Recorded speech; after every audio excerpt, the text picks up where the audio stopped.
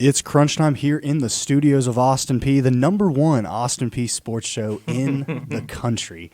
Reese Britt, Christian Hunt, Trey Whiteowl with us making a special appearance. We're sad Dylan Walton couldn't be with us today, but Trey's going to do a phenomenal job as usual. On the last show, I mean, he was texting us. He was giving, he knew the trivia question I brought up. So this guy knows what he's talking about. But how we doing first and foremost? Beautiful day outside, by the way. Beautiful day. Beautiful day. Yep, we had a kind of a not great week last week in terms of the weather. Yeah. So we've gotten blessed the past 3 or 4 days. I mean, it was raining a little bit this morning, but it's been beautiful all day. So I don't know, man. We're good. We're getting right towards the nuts and bolts of the end of the semester, so that's always good. This guy's about to graduate here in a second. Graduation. I'll be there. Yeah, almost done. Just a few more weeks, then I'm good to go. You only have of schoolwork, you only have two more, maybe a week and a half, right? Actually, I only have one thing left, and that's to finish up my project. And actually, Christian saw it just a bit ago. It's 38 pages right now, with a little bit more, probably going to 39 left. Oh my gosh. It's fun. I am not looking forward to that. Me neither. No, well, I mean, I'm not doing what you're doing though. I got the pass. I'm doing mine over video games. So, You're lucky, man. Yeah, seriously, yeah. If I ever go into into postgraduate work, that's going to be a rude awakening for myself. I got to write a 40-page paper or whatever you got going on, but. Guys, it's great to be back, first and foremost, and we're going to get right into it here. Austin Peay baseball. We have about 10 to 12 minutes to talk about this. Austin Peay baseball is coming off the weekend with the series win against Jacksonville Dolphins, taking 2 out of 3 games. Austin Peay took game 1, 11-10 in a tight one. APSU took game 2, 10-8, and then Jacksonville took the third game, 18-11. It seems like the common theme throughout the entire, and then even last night losing, what was it, 12 or 16-15? It was 16-15, yes. So the common theme with everything is that we're literally giving up so many runs. Now we can score the baseball basically, but we're giving up way too many runs out of the bullpen. Mm-hmm. Yeah, I mean that seems to be the consistent theme of the season, and we've talked about it so many times here on the show. It's that we can put bat on ball. That's not the problem. The problem is been our pitching, and can we keep the runs under 10? And it seems to be not really the case. I mean, we seem to be giving up consistently 8, 9, 10 runs a game, and that's like average. And so that puts more pressure on our offense. But I mean, hey, when you can take the series in the ASUN, that's the important thing. I mean, you'd like to beat an in-state rival, an MTSU, FBS team. You've beaten SEC caliber level teams, so this should not be that much more of a challenge. But when you give up 16 runs in a game, that's going to be very hard, especially when your offense is as good as it is. But it's hard to keep up with it night in, night out. Yeah, and from what I heard from my source inside the program, yesterday. The guys that they put out there on the bump were pretty atrocious. Giving up 16 runs, obviously that's a glaring thing to look at in itself. But, everybody knows, football, everything happens on the field. Like, you can see it. But baseball, there's so many inner working things that have to go right and that can go wrong that can ultimately end up with you giving up 16 runs. But apparently the pitching, obviously you're not starting your one of your best 3 guys because you're saving those guys for Friday, Saturday, Sunday. But still, these are guys on the mound they're maybe young, that are trying to get out there and give you quality innings. But on the flip, innings eaters, essentially. Yeah, literally. But on the flip side, you score 15 runs. If you score 15 runs, you should win about every baseball game you play. We just find ways to not. Yeah. If 15 runs is not enough, then something needs to be changed from the pitching standpoint. Yeah. Part of it too is the defense. Actually, if I saw it correctly on here, there was 16 total runs by Middle Tennessee in this last game. Go on, computer, do your thing. Yeah. Well, on here it says, there's only 10 earned runs, so that means that the defensive error ended up allowing there to be 6 more runs added on, and just if your offense is trying to battle themselves on defense and their own pitching staff, then it's gonna be rough to whoever you face, because it's not even like they all of a sudden are. It's not even like all of a sudden in what's it called? Sorry, no, I messed up. 15 runs, 11 earned. Mm-hmm. So it's not even like they got out hit. It wasn't like they all of a sudden had way too many people like on base compared to what they could have got. They had a grand total, if I saw correctly, of 27 base runners versus Middle Tennessee, who I think I saw had 17. Wow. So it's like, I don't really get it. Yeah. It means that they're leaving people on base in clutch situations. They're leaving, they're not getting people around to score. If I saw on here too, it was all in like 2 separate innings that they gave these up. 9 in the second, 6 in the fourth, and they were held the rest of the game. Yeah. In the first inning, nothing. Third inning, nothing. 5th through 9th, nothing. Well, we had one pitcher. I'm pulling it up now, but I know we had one pitcher who alone gave up 6 earned runs. Jackie Robinson. Yeah, Jackie Robinson. Come on, man. But yeah, I mean, so one guy gave up 6 earned runs, and then you double that, you get another 6 unearned runs. Right. So I mean, you're putting yourself right in the hole. Yeah. With those 2 things alone. So it's just one of those things. They combined for 100 pitches, it looks like, from Jack Rowland and Jackie Robinson for a combined 3 2/3 innings. Mm-hmm. Yeah, it's not going to keep winning like that. But, I mean, No. it's, the big thing is how you play during ASUN play. And they took care of business against Jacksonville, which is the big thing. Yeah. But, Yeah. again, it's like you hate to see these slip away because these losses add up. I mean, They do. And we talked add about up it a over couple time. weeks ago, and I mean, nobody's going to look at the end of the season. Nobody's going to be like, oh, well, gosh, you lost to MTSU in extras in the middle of April. Like, nobody's going to look at that and kind of make notions about it, right? So it just sucks that you lost to an in-state rival, a team that we're trying to get to that level almost, like with the FBS and how much money they have within their athletic department. So but for us to do what we did, that's fine. Lyle Miller Green, he went 4 for 5 with 2 RBIs and a home run. He's been a stud so far this season, as he should. He's been on the mound and at the plate and in right field. The Govs now sit at 21-15, a 9-6 record within the conference. The Govs will see their next ASUN matchup this weekend on the road in Fort Myers, Florida, to take on Florida Gulf Coast. They currently sit first in the ASUN. So this is a matchup of two really, really quality baseball teams. Well, there's a log jam at first, as they are tied for first.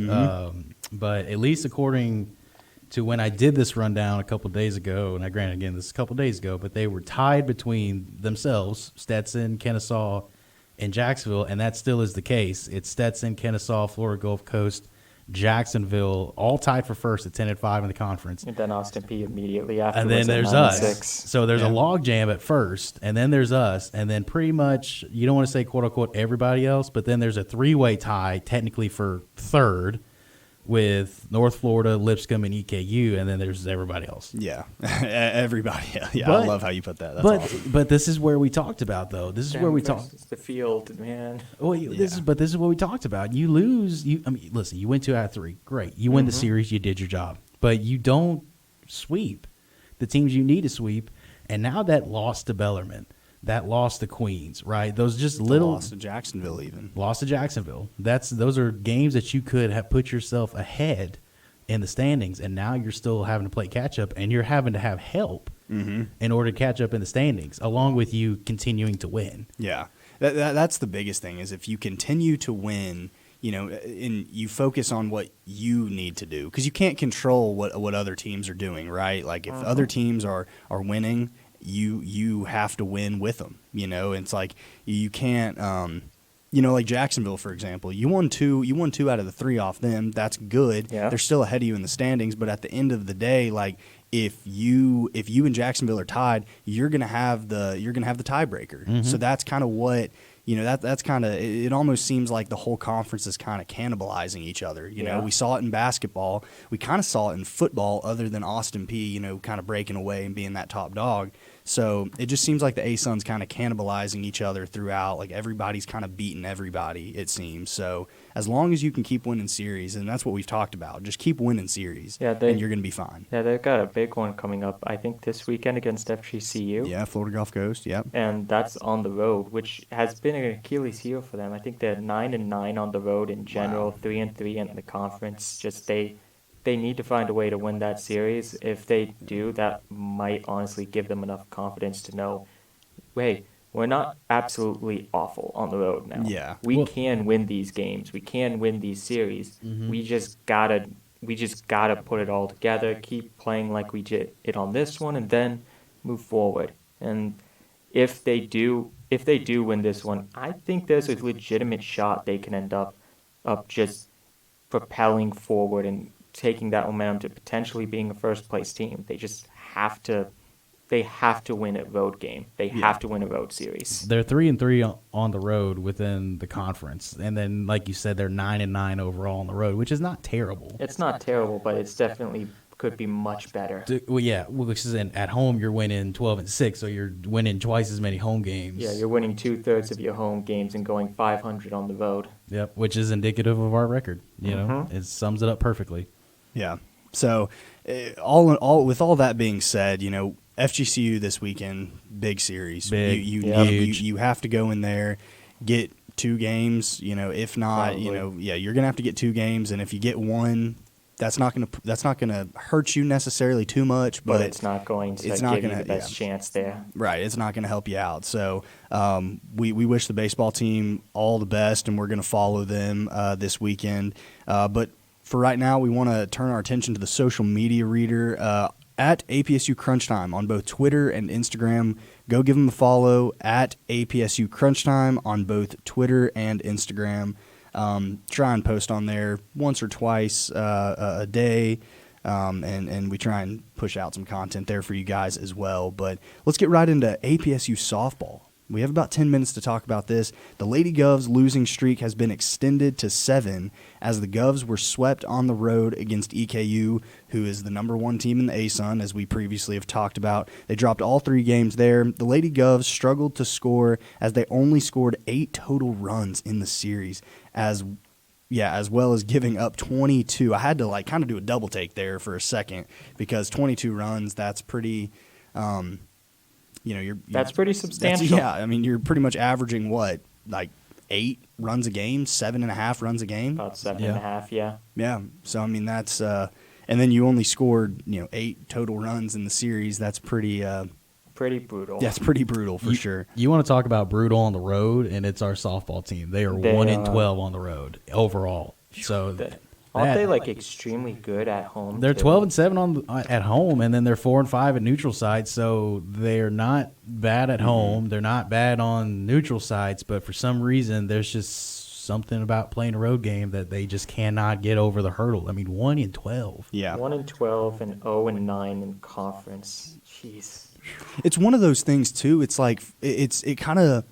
As we want them to do as well as they possibly can, it makes our job a little tougher, doing this and talking about it, because it's what much else is there to talk about? They're 0-9 on the road. They're 17-24 overall in the conference. 17-24 overall. 3-12 within the conference. They sit dead last within the ASUN standings. It's at this point, what more do you want us to say other than they're just not performing at their best? They're just not doing the things they need to be doing to win, and especially in the ASUN. What's the saying? Ball don't lie.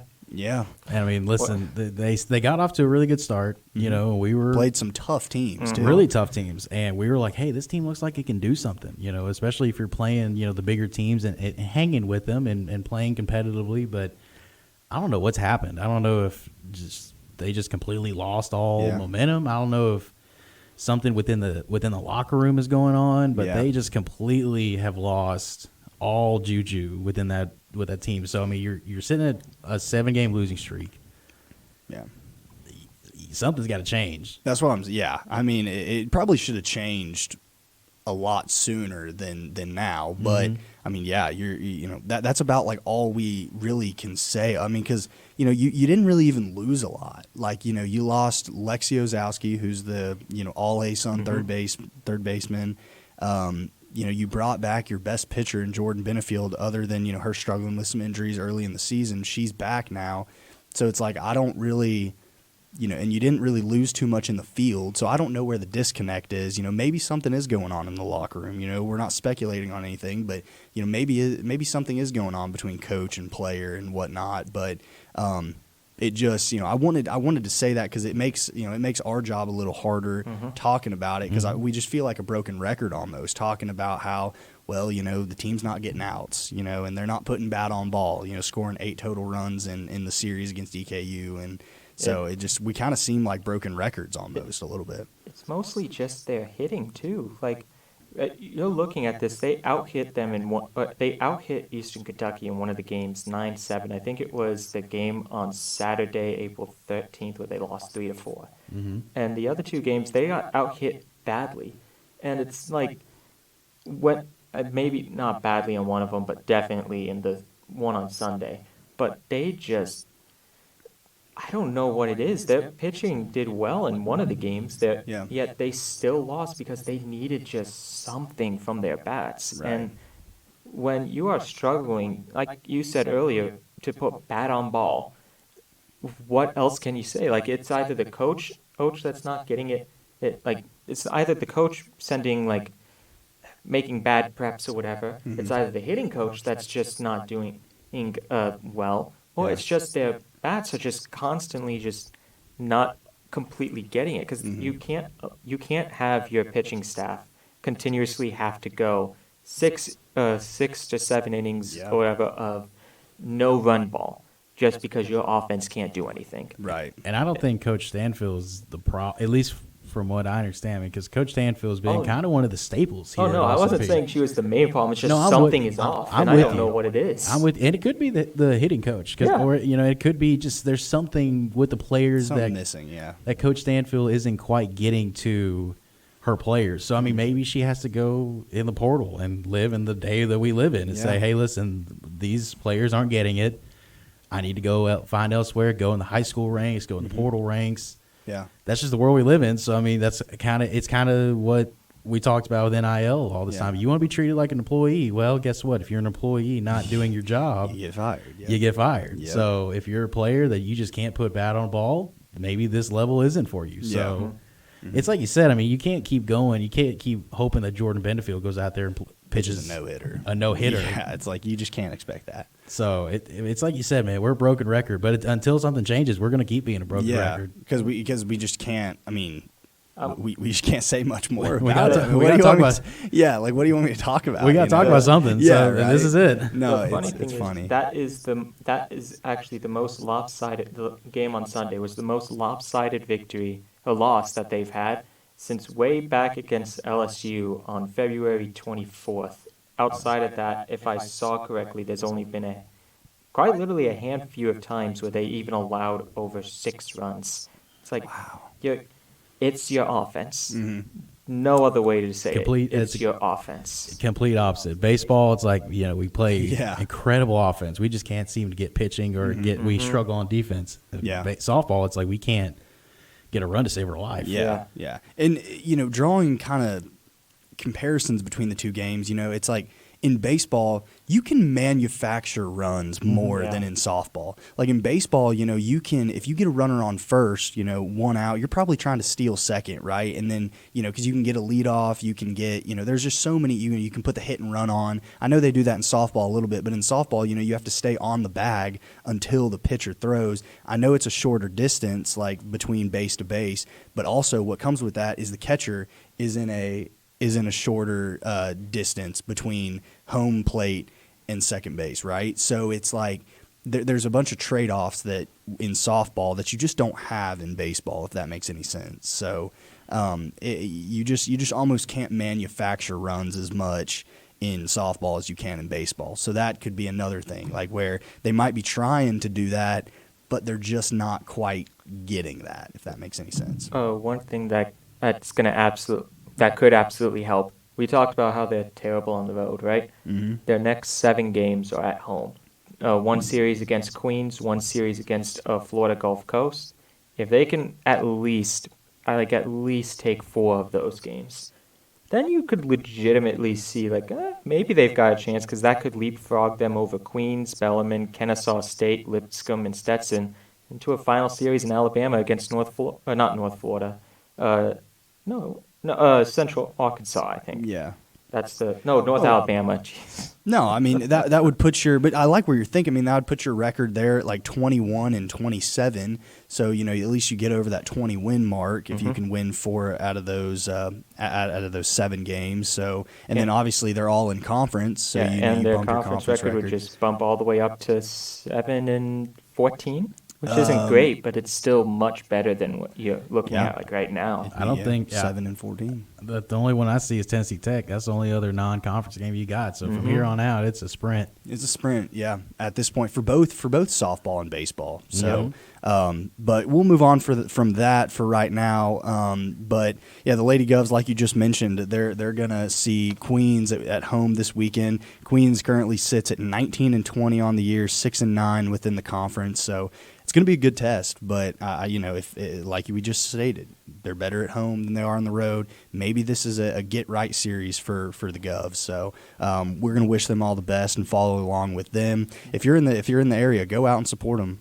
Both the baseball. Well, I know baseball's on the road, but take a trip to Florida. Take a trip. Why not? Hey, why not? Man? Go see Fort Myers. I heard Fort Myers is a great spot. I really did. I heard it's a good spot. So, but we wish them all the best. But on the flip side, let's get into the women's golf, because the women's golf had a really good tournament for what it's worth. The Lady Govs finished 4th in the ASUN Women's Championship. Playing in her final collegiate round, Katie Fashog fired the best round of the day for the Governors, carding 4 birdies en route to an even par 72.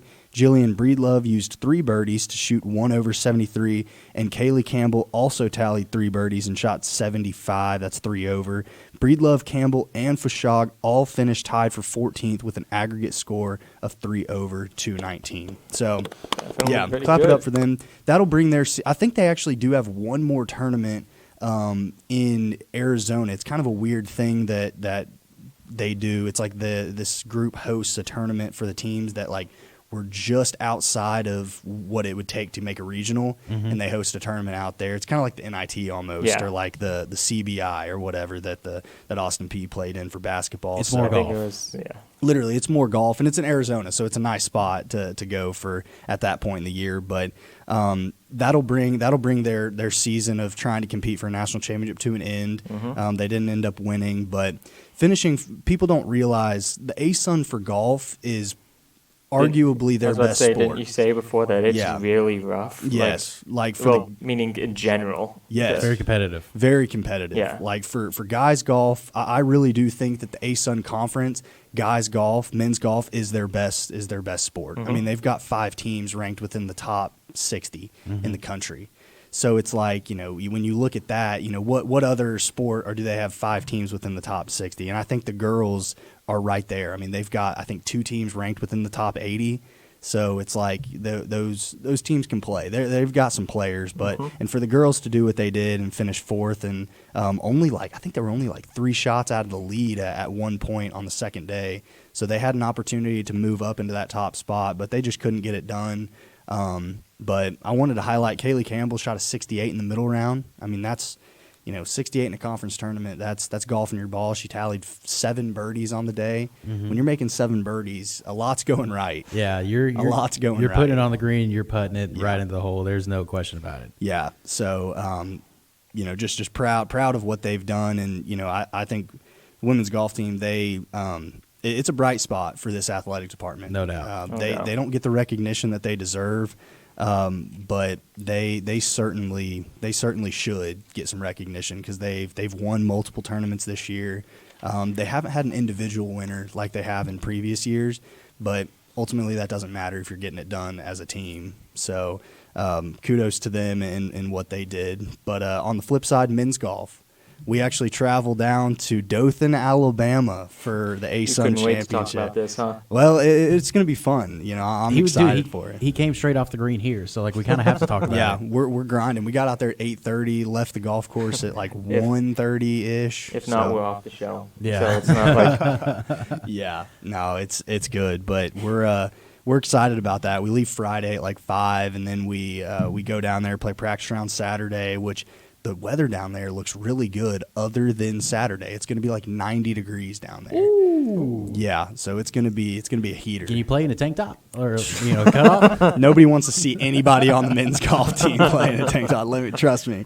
But yeah, we're excited about that. I think it's at Robert Trent Jones, the Highlands course. So if anybody's played there, you know, shoot me a text, reach out on social media, give me the details about the course. Give me the lay of the land. Yeah, I see you put down here, let reset expectations and goals for this tournament. Dude, I mean, what else is there? Are we going to win this thing? come on, man, spill the secrets there. That's what I'm saying. So optimistically, yeah. I mean, I think nobody goes into a tournament expecting to lose, right? Like you just wouldn't show up if you thought you were going to lose. But we're going to have to play 3 rounds of pretty flawless golf. I mean, I just stated previously that, you know, there's 5 teams, as I just hammer my mic, there's 5 teams within the top 60 in our conference. So, you know, in the top 60 teams in the country get an automatic bid to a regional. So you don't even have to win your conference tournament to get a bid to regionals for those teams. But I mean, we're going to have to play, like I said, 3 flawless rounds of golf, and if we do that, we should have a really solid opportunity to at least compete on Tuesday for an ASUN. Dude, you're just hammering your mic because you're so pumped. I know, dude. I'm ready to go. I think we're all in a really good spot. I think that's the difference between previous years is that, you know, obviously I'm a third-year guy, junior. You know, the 2 years before this, there's not been this like confidence, this quiet confidence within the team, and we haven't had like 4 to 5 guys playing really solid quality rounds of golf to this point, and I think we've had that now, and so we'll see. You know, golf is such a fickle sport. You know that. I mean, you could go out there and you can fire 66, 86. You really could. And so we just, you know, you got to go out there and hit shots and see what it turns out to be. My father has a great saying for golf. He says, "There's not a game that you'll have more fun at and hate at the exact same time." Yeah. You'll hit a pretty shot, and you're like, "Man, I love this game." Then you'll very next tee, then you'll slice it into like the lake or something. Oh my gosh! And then you're like, "I want to go home," like immediately within the 5 minutes of each other. Yeah, that a perfect example before we get out of here. Perfect example is me at the last tournament, middle round. I just come off a pretty rough first round. I think I shot somewhere like 70. No, I shot like 81 in the first round. You know, that was the worst round I've had this season. And I'm getting in the second round, make 2 quick birdies right off the bat, get to 3 under later in the round, and then I step up on 14T and I hit one in the water right, you know, and then I hit another one in the water right. I make triple on the hole. That's just how fast things can change in golf, you know, and like that's the difference between a lot of golf and a lot of sports is that things can flip within 3 minutes notice or one swing, you know. So that's just kind of what we have to minimize this week. If we can minimize the mistakes and make putts and stick to our game plan, we should have a really good opportunity to at least compete. Go get him, kid. Yeah, we'll see. Now it'll be fun regardless. But before we get out of here, I want to touch on women's soccer a little bit. The women's soccer team has gotten off to a really hot start in the spring spring fling. Only allowed 1 goal against Murray State. Yeah. They 3-game win streak. MTSU, Belmont, and Tennessee Tech, and as well as tying Murray. That's the only goal they've let up. The Lady Govs will see action tonight at 6 p.m. here at home against Lipscomb. Might show out for that game. Let's I don't go. know. We'll see. Everybody, Clarksville, get out. Let's see it, baby. Let's see it. So, but that'll do it for us here on Crunch Time. I want to give a thank you to Doc V for letting us use the studio, Steve Sawyer, David Ellison, the GAs, Trey Whiteout, Isabella Christensen, and Paige Hearn. They're the ones behind the scenes that make the show run. We just sit here and talk sports for 30 minutes. So we want to give them their shout out. So, but for right now, that's Crunch Time.